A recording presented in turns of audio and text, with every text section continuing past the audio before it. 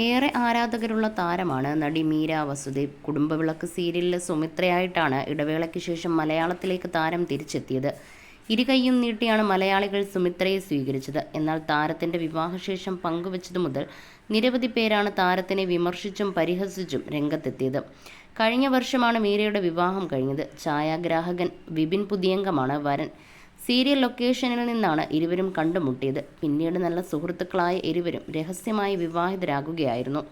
മീരയുടേത് മൂന്നാം വിവാഹമായതുകൊണ്ടും ഇരുവരുടെ പ്രായവ്യത്യാസം ചൂണ്ടിക്കാണിച്ചുമൊക്കെ വ്യാപക വിമർശനങ്ങളാണ് സോഷ്യൽ മീഡിയയിൽ നിറഞ്ഞു നിന്നത്. എന്നാൽ വിവാഹത്തിന് ശേഷം സന്തുഷ്ടരായി ജീവിക്കുകയാണ് താരങ്ങൾ. ഇപ്പോഴിതാ ഭർത്താവിനൊപ്പം സന്തോഷവതിയായ മീരയുടെ ചിത്രങ്ങളാണ് സോഷ്യൽ മീഡിയയിൽ വൈറലാകുന്നത്.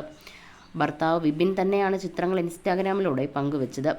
പരസ്പരം കെട്ടിപ്പിടിച്ച് അതീവ സന്തോഷത്തോടെ ഇരിക്കുന്ന മീരയെയും വിപിനെയുമാണ് ചിത്രത്തിൽ കാണാൻ സാധിക്കുന്നത്. വാലന്റൈൻസ് ദിനത്തോടനുബന്ധിച്ചാണ് പോസ്റ്റ് പങ്കുവച്ചിരിക്കുന്നത്. ഞങ്ങളുടെ ജീവിതവും സ്നേഹവും നിങ്ങളുടെ പുഞ്ചിരി പോലെ മനോഹരമാകുമെന്നാണ് ചിത്രങ്ങൾക്ക് കൊടുത്തിരിക്കുന്ന ക്യാപ്ഷൻ. ബ്ലസ്സി സംവിധാനം ചെയ്ത് 2005 പുറത്തിറങ്ങിയ ചിത്രം തന്മാത്രയിലൂടെയാണ് മീര വസുദേവ് മലയാളികൾ പ്രേക്ഷകർക്ക് സുപരിചിതയാകുന്നത്. മോഹൻലാലിൻ്റെ ഭാര്യയായാണ് ചിത്രത്തിൽ മീര എത്തുന്നത്. ഇതിനുശേഷം മറ്റ് ചിത്രങ്ങളിലും ഭാഗമായെങ്കിലും പ്രതീക്ഷിച്ചതുപോലുള്ള വിജയങ്ങളൊന്നും ലഭിച്ചില്ല. പിന്നെ കുറേ കാലം നടിയെക്കുറിച്ച് യാതൊരു വിവരവുമില്ലായിരുന്നു. ഇതിനുശേഷം മറ്റു ഭാഷകളിൽ അഭിനയിച്ച താരം വിവാഹിതയാവുകയുമൊക്കെ ചെയ്തു. ആദ്യ ബന്ധം വേർപെടുത്തി രണ്ടാമതും വിവാഹിതയായി. ആ ബന്ധത്തിൽ മീരയ്ക്കൊരു മകനും ജനിച്ചു. എന്നാൽ രണ്ടാമത്തെ വിവാഹബന്ധവും അധികനാൾ നീണ്ടു നിന്നില്ല. ഇതിനുശേഷമാണ് വീണ്ടും മലയാളത്തിലേക്ക് തിരിച്ചെത്തിയത്. പിന്നീട് മിനിസ്ക്രീനിൽ സംപ്രേഷണം ചെയ്ത കുടുംബവിളക്ക് സീരിയലിലെ നായികയായി എത്തി.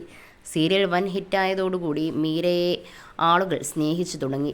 ഇരുകൈയും നീട്ടി മീര വസുദേവിൻ്റെ സുമിത്ര എന്ന കഥാപാത്രത്തെ ആളുകൾ സ്നേഹിച്ചു. സീരിയലിൻ്റെ തന്നെ ഛായാഗ്രാഹകനായിരുന്നു വിപിൻ പുതിയങ്കം.